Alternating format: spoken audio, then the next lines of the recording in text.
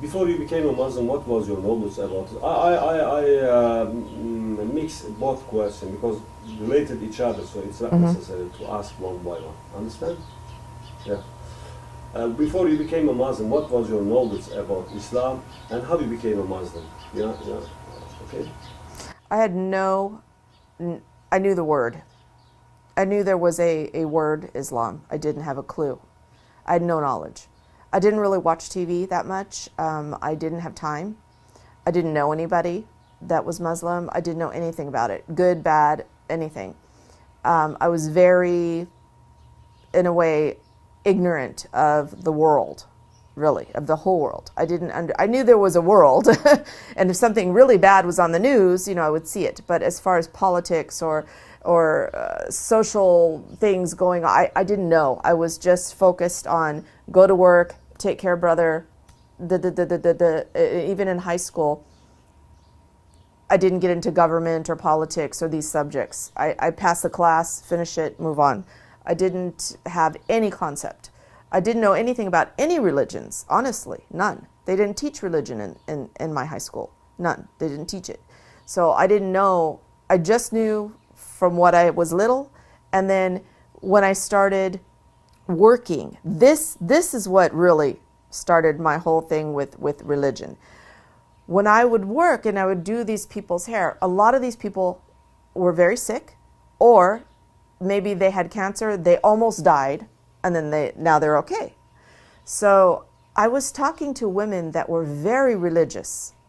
They had strong belief and faith, and I was fascinated by that. I was like, why? I mean, sometimes I would have to, cover my mouth because I go, why? Why do you believe that? Why? Because I had no belief, really, none. I didn't believe, I had none.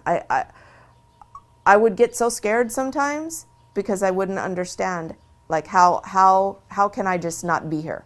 How do I die? I didn't understand that whole concept of how I can die. And I would get very scared. I would get like a panic. And I would give myself like a heart attack because I would be so afraid. It just stops? What do you mean it just stops? I just stop? I'm not there anymore? I mean, really, it was very terrifying to me when I was young. And so I started really searching and asking every person, any woman that came in my chair, I would ask, are you religious? Do you believe in anything? Why? And then I would ask them why. And they were like, what do you mean why? Why? I mean, were you born that way? Did your family raise you this way? Did something happen to you and all of a sudden you had a moment and you believe now? Why? Why are you like that? And except for one woman in all the years, only one woman had an experience that made her have her belief. Everybody else was born this way. And so I felt like, you know what? It's never going to happen for me. I'm going to give up because I wasn't born nobody taught me when I was little. And I felt like this was a big problem. And the first woman I worked for years, 5 years I worked for one woman, she was Native American. And they have a whole different, idea, the spirituality. It's not like the big religions. It's very different. Similar in a lot of ways, but it's a different idea. And I was so jealous of her because she was so at peace with her life and the world, and she just had such solid belief. And I was like, how do you get that? I want that. I want to feel like that. I want my children to feel like that. I want this life. I want it. And so, like I said, I would ask everybody and I would go. They would invite me. Oh, come to my church. Come here. I went to every group, every church, every religious science, but I never met anyone who was Muslim, ever. So I didn't even know about it. And nobody ever talked about it. That was the other interesting thing. I never heard a bad word about it either. I never heard any word about it. So I didn't know anything. So then life passes, and I'm still searching and going, and I was divorced. I was married for 10 years, and anyway, the long story, same man, almost 15 years. When we were divorcing, I had filed for divorce, but I was still in the house. But one of my girlfriends invited me to start playing this game on this website on the internet because I wouldn't leave the house. And I was, big, ugly. It was not a good time. So finally, after months of her insisting, oh, come on, you sit in that house, you can't sit there forever. Just, come on, play with me in the night. At least it's something you can do, and introduce you to friends, whatever. And anyway, so the way that I found out about Islam is I met the man I'm married to now. And we met on this website that my girlfriend insisted that I join, and we met on there and we started talking. And during the first few days of our conversations, he asked me, did I know what was Islam? And I said no, I had no idea. So he sent me a website in English, and this website, it was Islam, I'm going to remember which one. It was Islam Way. I believe it was Islam Way. And it had all these articles and all of these, links and things. And the one that caught my eye, though, was something about, and I still have it in my computer, something about how to be a good husband, or the way to be the best husband, or something about being a husband. And I thought, oh, I got to see this, come on, I got to see this. So I click on it and I'm reading it and I'm like, whoa, really? And then I thought, nah. There's no way. There's no way that men are being taught this. There's no way. There's no way. So I'm like laughing, right? And so I copied it and I emailed it to him and I said, have you read this? And so next time we talk, I asked, did you get my email? He says, yes. I said, did you read it? Yeah. And I said, come on, this is a joke. And he goes, no. He goes, we must. I don't, what do you mean we must? We must. We have to be like that. I was like, you're full of it. I was just, because I'm a year now trying to get divorced, and I'm like, from, this horrible situation, I'm like, there's no way I'm in America. There's no man alive that's like this. Oh, come on. No, we must. We have to. What do you mean you have to? Why? You have to, why? What's going to happen? I have no clue. So that started it. And then I just started going and all on my, on my own, and learning and researching, and everything I read, I just kept going, no, really? Come on, there's nobody like this. People aren't really like this. There's no, oh, come on. I couldn't believe it. I just couldn't believe that there was really something that wasn't just a bunch of, pardon expression, BS.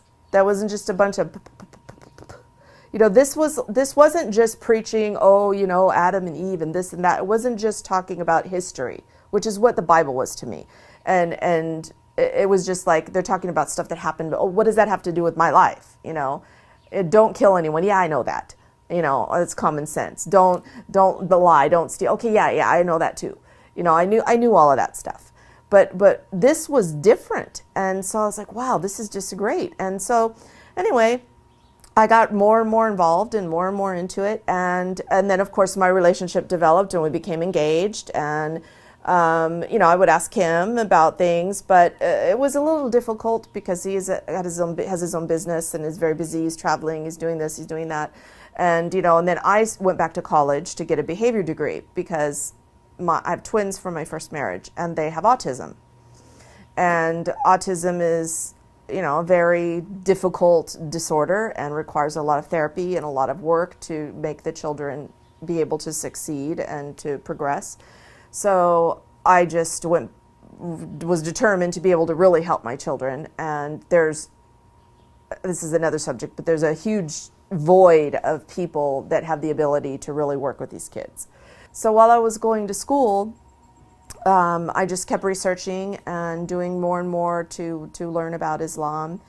And basically, after about a year of studying on my own, I was sitting one night in August 21st, 2009. It was 11 o'clock at night, and I was on a website, and there was a little box in the corner that said, do you want to talk to somebody?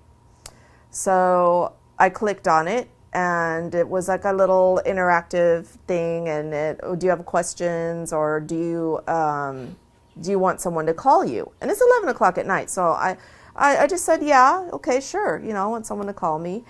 And I'm not thinking they're going to call me right now because it's 11 o'clock at night. And 5 minutes later, my phone rings. And it's a man on the phone. And he asked me a few questions. Well, what do you know about Islam? So I told him what I knew.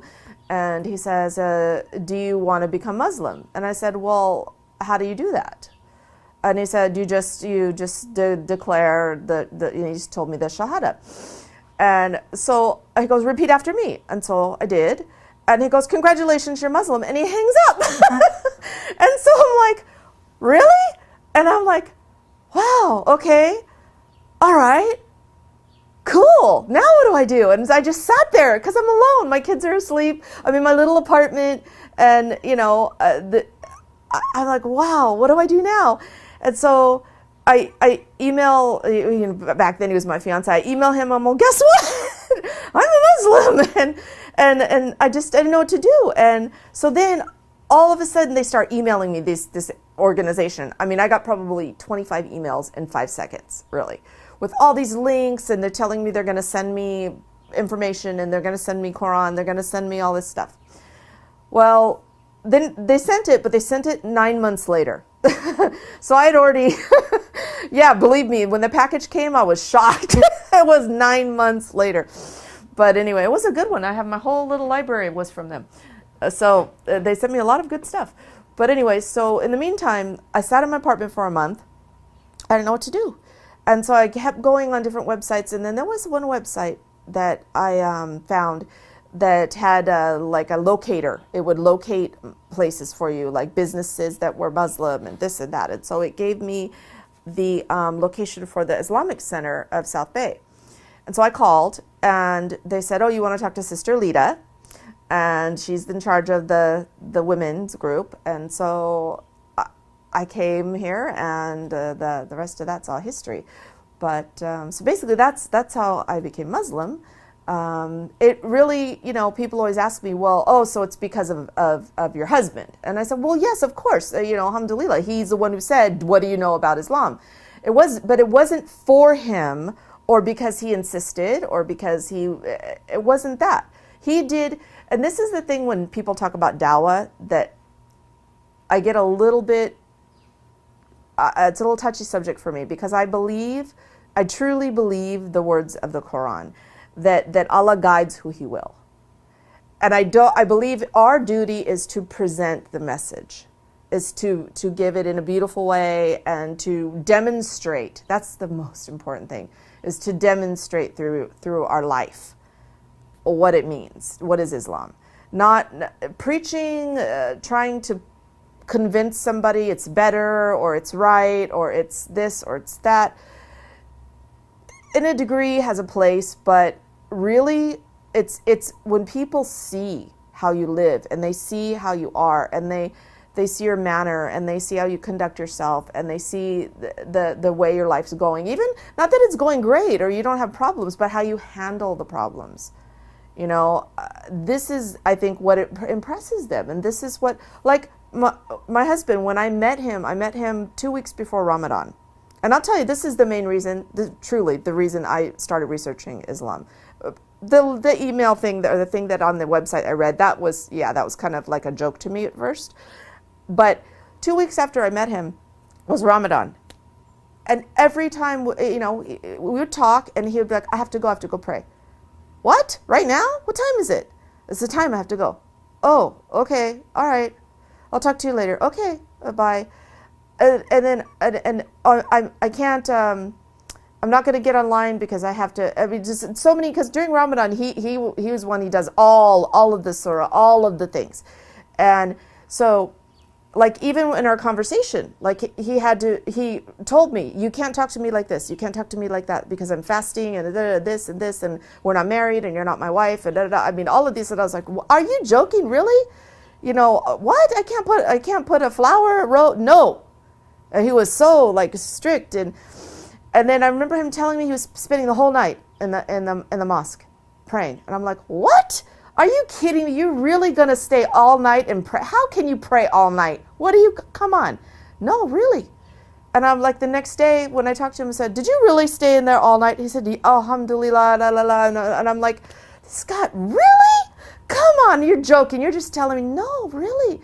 Oh, it feels so good. You don't know what it's like. And and I'm like, wow.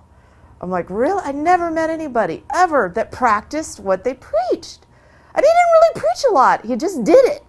And I was like, wow, this has got to be something really great. This guy, because he's younger than me. And I'm like, wow, he's younger and he's in Morocco, which is, is a kind of a different place if you've ever been there. It's not like going some countries you go to and it's very strict and everybody's in the black. And Morocco, the guys are in the pointy toe shoes and the tight jeans and the sunglasses, and the girls are, some of them have the scarf, but they're in the tight little clothes and they got the heels and the makeup, and and the bling bling and all of this. It's a little different over there. So I was like, nah, this guy's, but he was serious. And so that's what really made me think, okay, there's got to be something to this. If some young guy who's, living in this hip, cool place, because I'd never been there. I thought it was hip and cool. It seemed like it, And there's got to be something to it. And yeah, there was something to it. There was something to it. And that's this, yeah. And I'll never forget the first time that I opened the English version of the Quran, because I had no idea what to expect, because I had seen ayahs and surahs, quoted and quoted on things and stuff. So it's just like, the Bible's like that, they have quotes and stuff. But when you read it, when you actually read it, it's more like you're having a conversation. Like when you sit down with a really good friend that you know really well, and you can just be really honest and you can really talk and you have that great flow between that person. That's what I felt like when I was reading it. And I would even the very first time, there was even times when I would read something and I would kind of laugh because I was like, you're right. Yes, exactly. Why? There's in Surah Baqarah, there's many times when Allah's asking, I show them this and I give them the guidance why they don't want to follow it. I'm very loose. I don't have it memorized, the exact words, but the questions were being asked, basically in very straight English, what's wrong with people that they don't listen? They don't listen. How many times they have to be told? How many different ways? How many different examples? How many prophets do I have to send? How many things have to happen for people to pay attention and to understand? And I was just I remember sitting alone in my apartment and just laughing, going, yes, exactly, right. And then I'd go, whoa, who am I talking to? I'm crazy, But it was like that. It was not like the Bible. When you read it, you're like, oh, you can't understand it, first of all. It doesn't make any sense. And in this chapter, it contradicts what you just learned in the last one. And, it was frustrating. But with this, it was just it was like a conversation. And that's what I explain to people. When I read, and I know it's different when you read it in Arabic. It's very different. Just listening to it in Arabic is very different. But for me, I don't see any complication. I don't see anything confusing.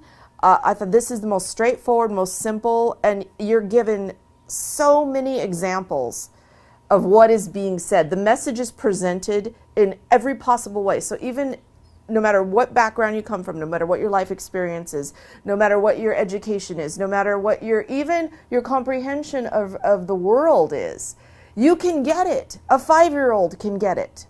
It's that easy.